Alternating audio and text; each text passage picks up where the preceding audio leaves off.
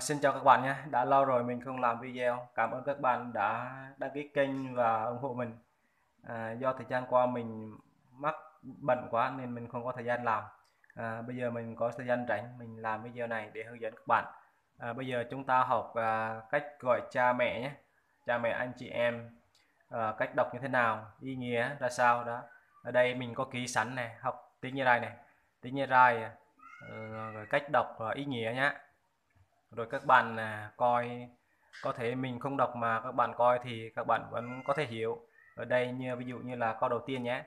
Câu đầu tiên ama thì cách đọc, bạn cứ đọc là ma. Ma có nghĩa là cha hoặc bố, tùy theo vùng miền gọi nhé. Ở mình thì gọi là cha, ama, cha, bố, ama, gọi là ma cũng được, bỏ chữ a cũng được, cứ gọi là ma. Ma có nghĩa là cha. Rồi mí, mí ở đây thường thường như dân tộc là chỉ riêng dấu ngoặc trên đầu thôi nhé, không có dấu sắc dấu huyền hết á, gọi là mí. Thì các bạn cứ đọc là cách đọc là mí cũng được, mí vẫn đúng, mà mí cũng đúng nhé, dấu sắc dấu nặng gì đúng hết á. Mí, mí đó là mẹ, có nghĩa là mẹ. Rồi học tiếp câu dưới này là ana. Ana ở đây có nghĩa là con, thì các bạn đọc, cách đọc là na, cứ đọc là na cũng được, bỏ từ na nhé. Cái từ nào mà phía trước là chữ từ a, chữ a thì các bạn bỏ đi, khỏi đọc cũng được, cứ đọc là đọc chữ sau thôi nhé. Như là ana thì các bạn đọc là na đó, na có nghĩa là con. Ion, ion, ion cách đọc ion, ion đó, bạn cứ đọc là ion, gần giống như là dông vậy á. Ion có nghĩa là anh. Rồi tươi, tươi đọc là tơi, tơi. Cái từ này hơi khó nhé các bạn. Âm giờ này thì người dân tộc đọc là tờ đó, tơi đó, tơi có nghĩa là em.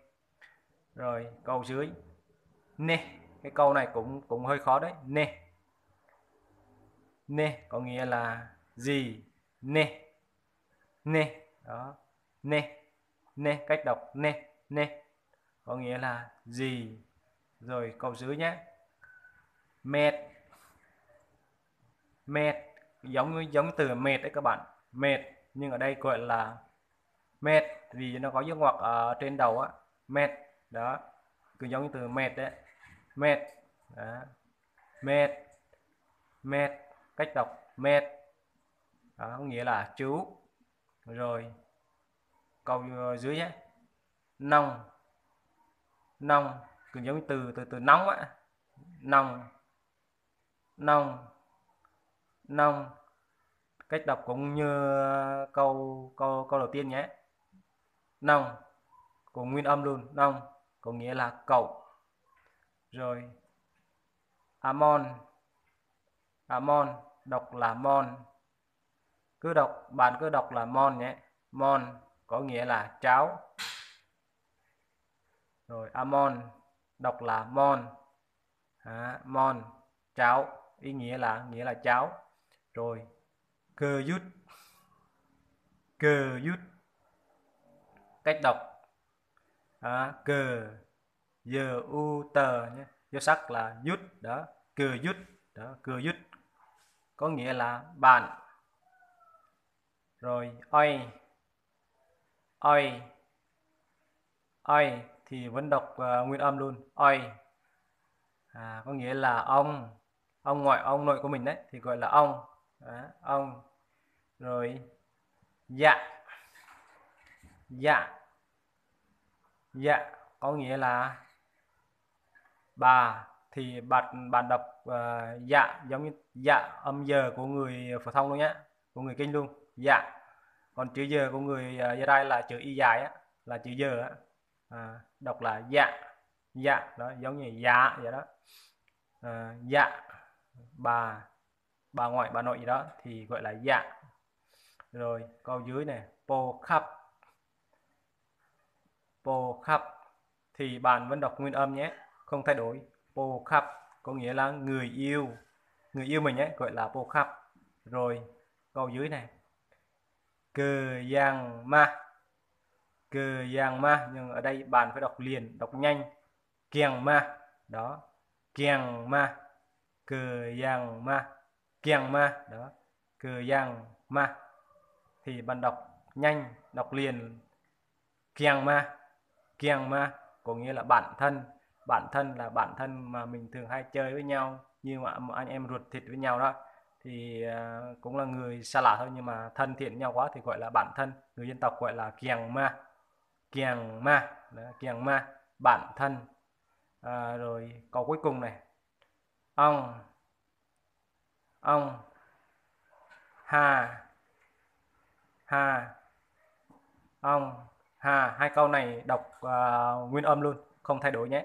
Ông hà, ông có nghĩa là mày, ha cũng là mày đó, thường thường người kinh thường hay xưng hô là mày tao gì đó, mày á, đó. Thì dân tộc thường gọi là ông ha. Ông á, thì là nói về người xưng hô với người con trai á, thì người dân tộc gọi là ông, có nghĩa là ông ạ kết, có nghĩa là mày làm gì đó. Còn nếu mà xưng hô với người con gái thì bạn nên dùng từ ha. Ha có nghĩa là mày, cũng là mày, nhưng mà mày làm gì, ha ngã kết, đó, có nghĩa là mày làm gì, đó là ha là dùng để nói với người con gái nhé. Còn ông là nói với con trai thì xưng hô bằng ông, còn người con gái thì xưng hô bằng ha nhé. Sau đây mình đã sẽ hướng dẫn xong cách xưng hô, cách gọi ông bà rồi bạn bè đó. Mình xin dừng ở đây, xin cảm ơn các bạn đã coi video. Chúc các bạn học thành công. Trong bài này mình cũng ghi cách đọc rồi, chỉ cần bạn coi lại và cách cách đọc, ghi chú mình ghi sẵn hết rồi. Rồi các bạn học, cứ thế học từng câu một rồi học thuộc.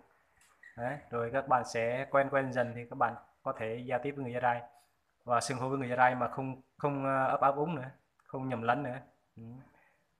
Rồi xin cảm ơn nhé, mình xin dừng.